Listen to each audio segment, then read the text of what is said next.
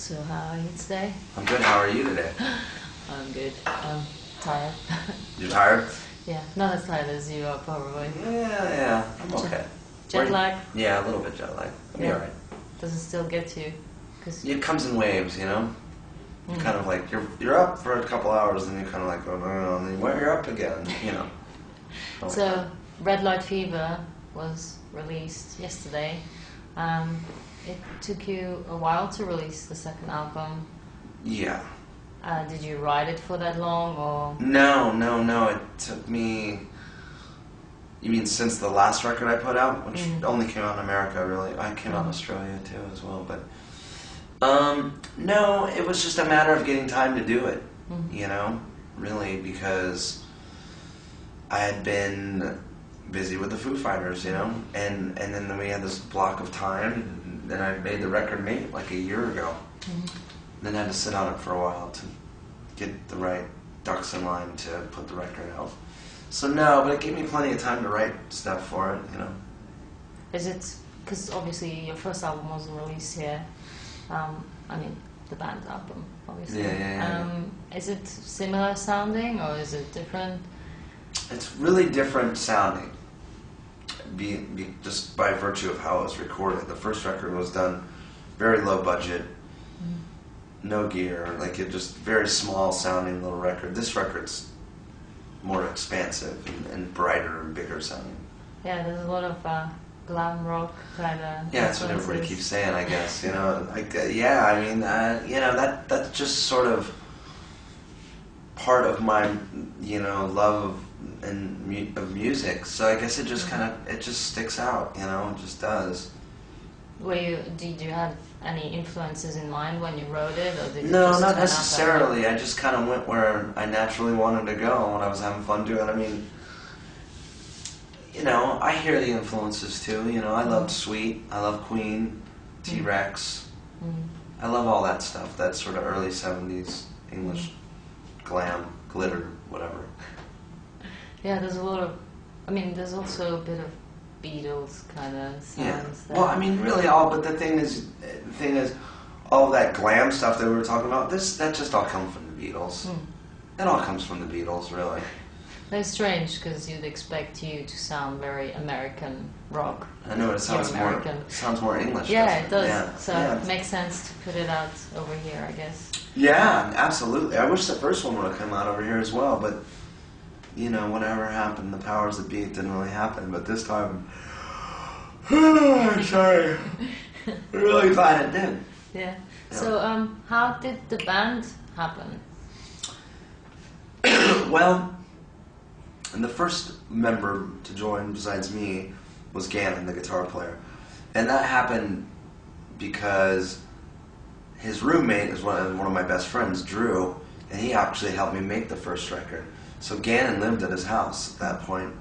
Gannon was there, and Gannon could play some on this record, you know, and he just thought we just became really good friends and decided to, you know, we were going to go out and play this stuff live, you know. That's my guitar player, you know.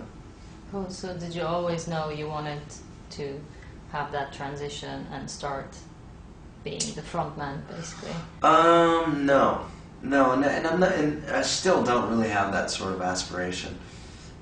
I'm sitting behind the drums the whole time. I'm not like up front, so I'm not really a front man technically, I guess. But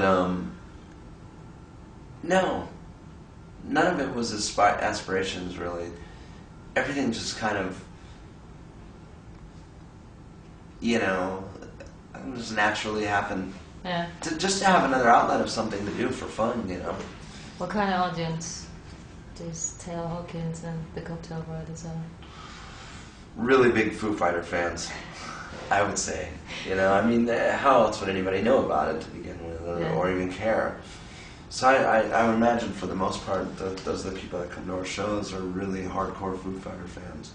And that's fine, you know. Yeah. Well, I mean, hopefully we pick up a couple different people along the way on that, you know, just like us for what this band is, you know. But I'm not offended by anything like that. It doesn't matter.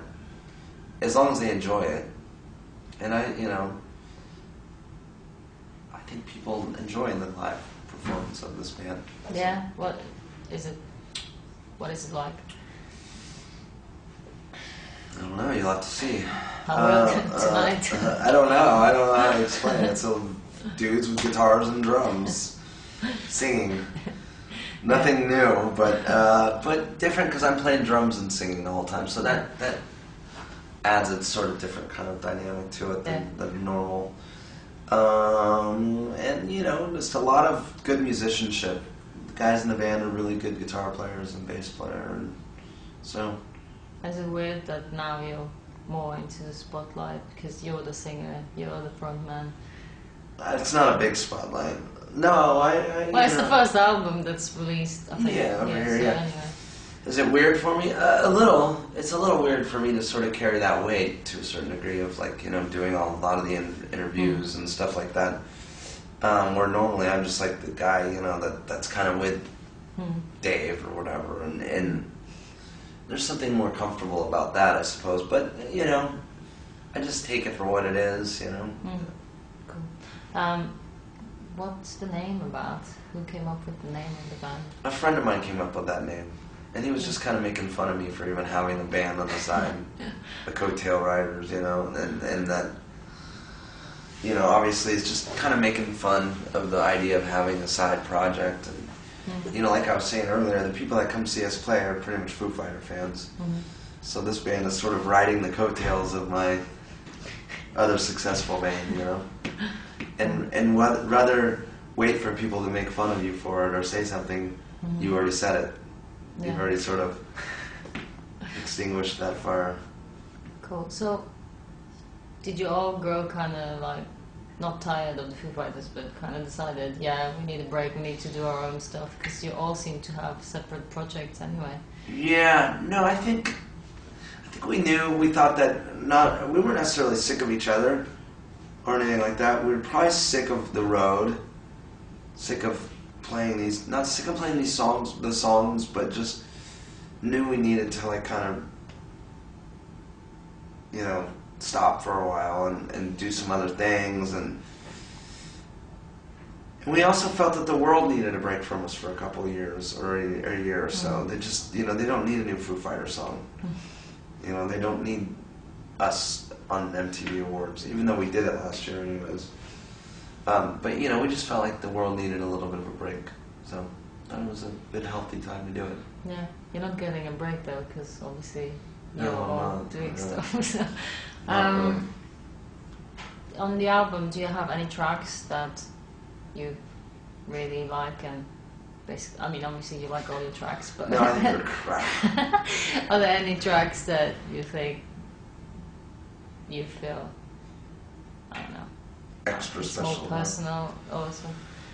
Because it's quite serious. I mean, lyrically, it's quite serious It and is kind of- sometimes even dark. Yeah. Well, a lot of the lyrics aren't really about me. They're about other people. I'd say 80% of the lyrics are not really about my life. They're about my perceiving other people's lives and people around me and stuff. Your Shoes, that's personal to me. That's about someone close to me. You know. I Don't Think I Trust You Anymore. That's definitely about someone people I grew up with that got divorced and had kids and like went through a bad divorce and cheating and all that kind of stuff, and that was about their sort of relationship. And some of the songs are just sort of lyrics stuck together, like sentences, you know, like that don't really necessarily relate to each other, but sort of work together, you know. Cool.